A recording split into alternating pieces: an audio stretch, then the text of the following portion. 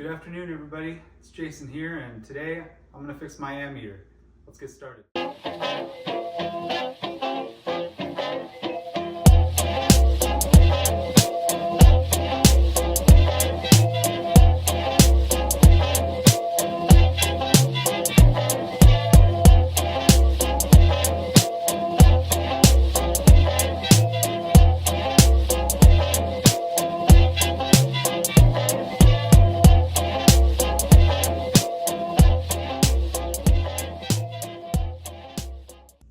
Okay, everybody, so my original Ford ammeter, this is not the original, but my original, which I was running last season, the needle on it flew off randomly one day, and I lost the ability to tell if my battery was in discharge or charging state. I like to be aware of what my battery is doing because I run a 6-volt alternator on my Model T, so it's not so important to me to know how many amps I'm drawing or charging. It's mostly important for me to know that I am charging so that I know my 6-volt alternator is still functioning. So late in the season, I picked up one of these reproduction ammeters from the vendors. They're Chinese made and not that good.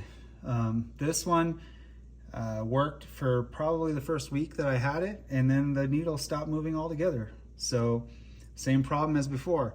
So what I'm going to do is I have a functional original ammeter. It's not Ford branded, so I don't think it's Ford, but it should fit and should work just fine. So I'm going to start by taking this reproduction out, and in order to do that, I'm going to take these 4 screws off, and this panel will just come off and expose the back of the ammeter, which I will disconnect. Before you get started on a repair like this, either with your ammeter or your switch, it's important to make sure that your battery is disconnected so that you don't create a short, you don't electrocute yourself or start a fire. So make sure your battery is disconnected. Okay, I'm gonna go ahead and take these 4 bolts off, and let's see what the, or these 4 screws, and let's see what the backside looks like. Okay, once you get those 4 screws off, and if they're original, they will be square on the back. Keep that in mind. This just slides out forward. All right. So there we have the switch and the ammeter on this end here. While I got this apart, now's a good chance to make sure all of this is clean, nice and shiny. Give it a spray with some contact cleaner, clean that up, make sure those are all nice and tight on the switch. And same with the ammeter when you put the new one back in. My ammeter, my reproduction one, has this little holder on the inside to reduce the diameter of the hole. I'm going to take these 3 screws out, pop this out, and then put the new ammeter in. So let's go ahead and get the rest of that disconnected.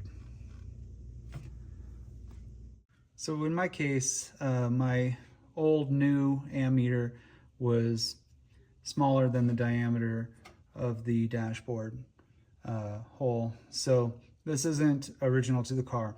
So I had to put it back inside this little reducer. I basically took a file a little bit, reduced the size a little bit so that this fits snugly inside. And so now what I'm going to do is I'm going to reconnect these 2. I'm going to screw this back in, reconnect these 2 wires to these 2 posts, and see where we're at. Okay. So this particular project hasn't quite gone the way that I was hoping it would. So I got the new ammeter in, and then I had it all wired up, and then tried to turn it on and pop my fuse because I have an inline fuse that I installed for just these kinds of things. So I went through it,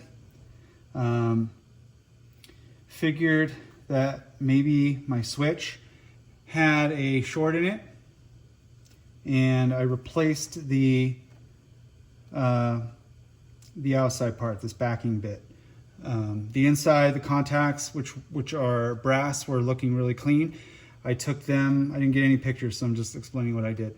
I took some sandpaper, some fine sandpaper, and some rubbing alcohol, and I shined those up really good. Mine's the pin type. So these pins, there's one here, and one up top here, that hold this backer into place. So it's just a matter of making sure that your battery is disconnected, and then undoing all these wires, and you push down on this, and then it slides out and pops out. And then you'll find a bunch of brass contacts in there that relate to the switch on the front, and your ignition. And I cleaned those up inside real well. Some of them were a little bit corroded, but we got them cleaned up. And then I put some dielectric grease on them, just to help keep moisture out, since this is an open car and I do get rained on from time to time, just to be safe. So I put some grease in there, and then I went on to the vendors and bought this replacement backing piece, which is a lot nicer than the one that was than what I had, and I'll show that one to you here in a minute. So I put that on, rewired everything back up. Everything works, so we're good there. So then I made sure the ammeter was working. I tested the ammeter with a multimeter, and it tests good. Everything tests good. So what I'm going to go ahead and do now is bolt this back on. And remember, the bolts on the back, if yours are original, are square. So I just hold those with some pliers, and then I tighten down the screws. And we'll get that back in there, and then I'll show you how it looks. Before I move on, I wanted to take a moment to show you what I replaced. This was the original switch plate, or switch backing plate, that I took out.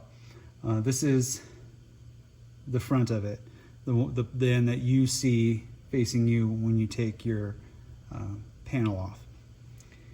Looks okay, but flip it over.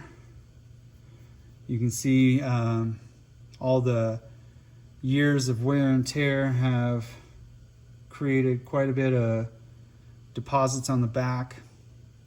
It's also, when you hold it to the side, it's kind of hard to see in the photo here, or in the camera here, but when you hold it side view, it is warped. These original ones were basically layers and layers of cardboard that were glued together, and they wear out after a while. You can, if you want to be cheap, sand these down, and you can use super glue to help get that straight again, sandpaper to make it flat and clean up all the contacts. But the vendors sell new versions of these, and some are better than others, and there are some actually pretty decent reproductions made today. So I have no heartburn about getting rid of this original one and moving to this, which is cardboard, and moving to this one, which is all plastic. I think this one will last longer, and especially since my car is in all sorts of weather. So when you take your switch and instrument panel apart, that's something to keep in mind, and it's definitely worth looking in and fixing while you're in there. You know, as they say, an ounce of prevention is worth a pound of cure, kind of thing. Okay, so we got it all put back together. And then the way you test it is to just turn your lights on and see what happens. So we're gonna go to brights. I don't know if you can see that moving.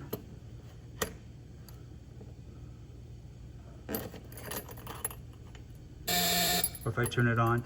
So the reason, if you're running incandescents, you might see that jump quite a bit more then if you see it jiggle a little bit, you might see that draw an amp or two. I'm using LED bulbs, so the draw is a fraction. But if I key it on and get the coils buzzing, you can see it does show a drain. So that works. If yours, when you key it on, sometimes when you key it on, you'll show a charge. That just means you have your wires on the back flipped around. So you just take this off again, flip the two wires around. It happens sometimes, but that's an easy fix.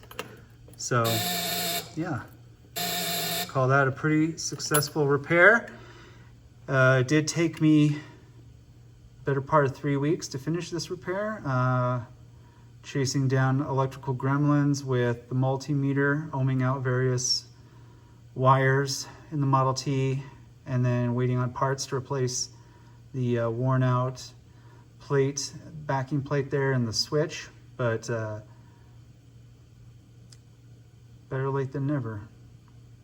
So I hope you have learned something from this video, and please subscribe and give it a thumbs up, and work on making some more stuff for you. All right, till next time, drive safe, but more importantly, get out there and drive.